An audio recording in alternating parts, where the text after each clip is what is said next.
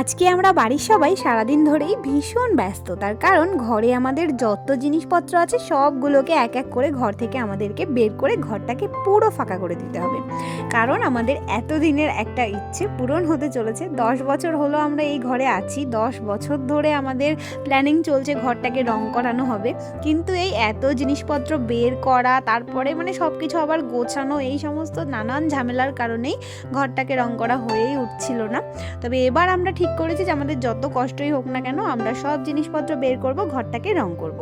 সেরকমভাবেই রঙের মিস্ত্রি ঠিক করা হয়ে গেছে, কালকে থেকে ঘরে কাজ শুরু হবে, তাই জন্য আজকে আমাদেরকে সব কিছু বের করতে হবে। সেই মতোই সবাই মিলে দেখো কোমর বেঁধে লেগে পড়েছি। একটা ঘরে কি কম জিনিস থাকে বলো তো? এত জিনিস কোথা থেকে যে শুরু করব, কোথায় শেষ করব কিছুই বুঝতে পারছিলাম না। তার উপরে হাতে সময়ও ছিল খুব কম। সবাই মিলে তাড়াহুড়ো করে যে যেটা পারছিলাম, যেভাবে পারছিলাম গোছাচ্ছিলাম। আর এত কষ্ট হচ্ছিল কি বলবো, কিন্তু না এত কষ্ট হলেও তার মাঝে অনেকটা আনন্দ ছিল যে এরপরে আমাদের ঘরটা পুরোপুরি চেঞ্জ হয়ে যাবে। আমরা যেটা এতদিন ধরে চাইতাম, ঘরটা ফাইনালি সেরকম একটা রূপ পাবে আমাদের মনের মতো।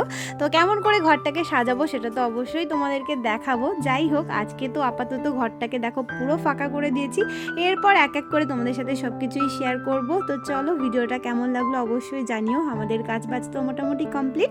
তো চলো আজকের মতো বাই বাই।